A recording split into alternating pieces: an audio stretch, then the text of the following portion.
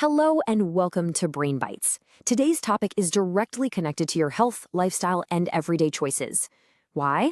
Because while the chaotic revolving door of UK politics might just look like high-level Westminster drama, there are actually massive hidden economic forces pulling the strings. Forces that dictate the financial reality of the entire country, from the hospitals we use to the cost of our everyday lives.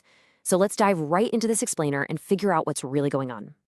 I want to introduce you to someone you probably wouldn't expect. Meet Larry. He's 19 years old, he's the chief mouser at Downing Street, and honestly, he is the only permanent resident at number 10. Seriously, spare a thought for Larry. While politicians are constantly coming and going, this cat has literally outlasted David Cameron, Theresa May, Boris Johnson, Liz Truss, Rishi Sunak, and, well, maybe soon, even Keir Starmer. Larry's long tenure perfectly highlights just how absolutely absurd the UK's recent political turnover has gotten. Just think about this for a second.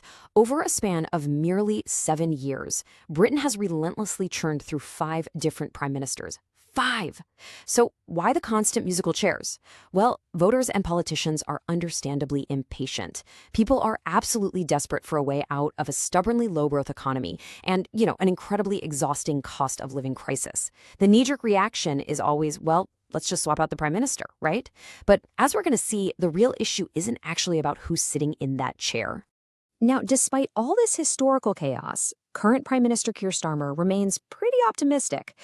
When he was asked if the country is just, impossible to lead right now, he flatly stated, "No, I don't think Britain is ungovernable." And remember, after 14 years of Conservative Party rule, his Labour Party won this massive landslide victory in 2024. It was supposed to be this huge reset, a massive opportunity. But here we are, less than 2 years later, and that landslide has kind of morphed into a sinkhole. The political knives? Yeah, they're already out. It's honestly fascinating how quickly things can unravel. Just look at these compounding crises Starmer's juggling. He's taking fire from the right-wing Reform UK and the left-wing Greens. We've seen some pretty dire local election results. And then, bam, the fiscal reality check hits, a highly controversial cut for pensioners and £40 billion in business tax rises. Critics are arguing that those tax hikes are pushing unemployment up as businesses grapple with the higher costs. And as if the economic stuff wasn't enough, add a major political scandal to the mix. Starmer recently had to sack his ambassador to Washington, Peter Mandelson, after an investigation dug up deep ties to the disgraced financier Jeffrey Epstein. So you've got this perfect storm of political, fiscal, and scandalous issues. It's gotten so intense that dozens of MPs are already calling for his resignation. But, behind all this incredibly noisy, very visible Westminster drama sits a much, much harder reality. There's a hidden engine driving all this instability, and we're about to pop the hood and look at it. Oh, and real quick, if you're finding this video useful so far, take a second to like the video. It really helps the channel grow and reach more people. All right, let's get back to the true cause of this chaos. So, forget the politicians for just a second. I want to introduce you to the true antagonists lurking beneath the iceberg, the bond vigilantes. Now, to understand this, we just need to know what gilts are. Basically, they're simply UK government bonds. And bond vigilantes? Those are the heavy-hitting international investors who buy them. Right now, these investors are metaphorically waving their pitchforks and coming out for blood.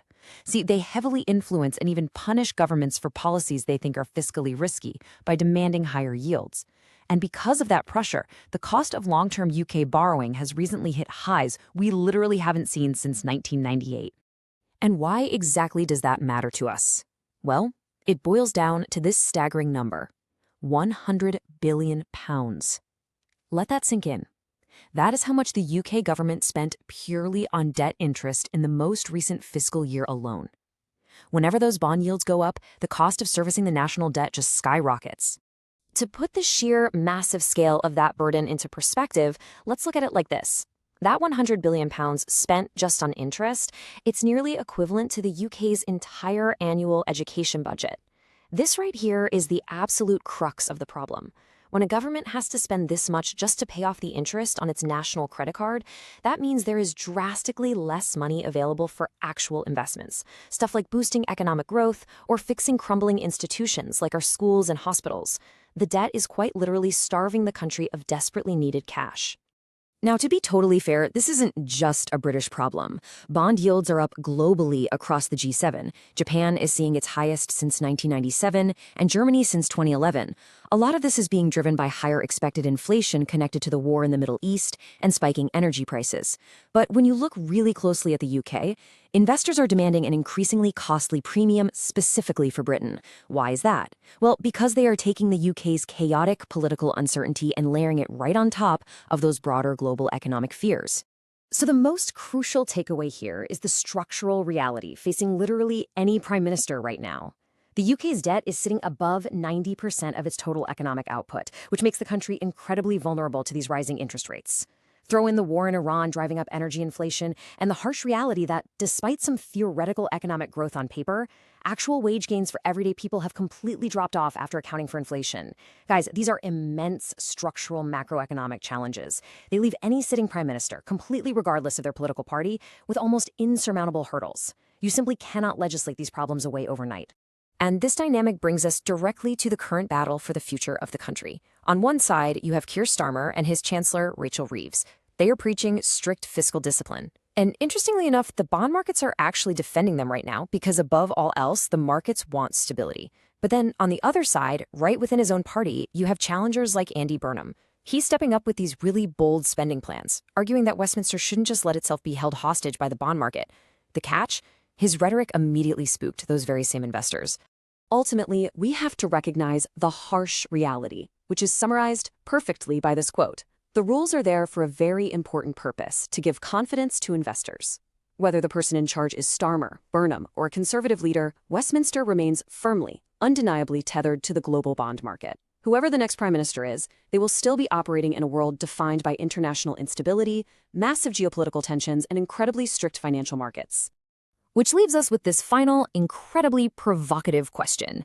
Does changing the prime minister actually fix Britain? Looking at the data, it strongly suggests that a new face at number 10 simply cannot magically reset international instability or tame the beast that is the global bond market. So maybe, just maybe, the only truly safe job at number 10 belongs to Larry the Cat. If you enjoyed this video, hit the like button, share it with others, and subscribe to Brain Bites for more valuable insights.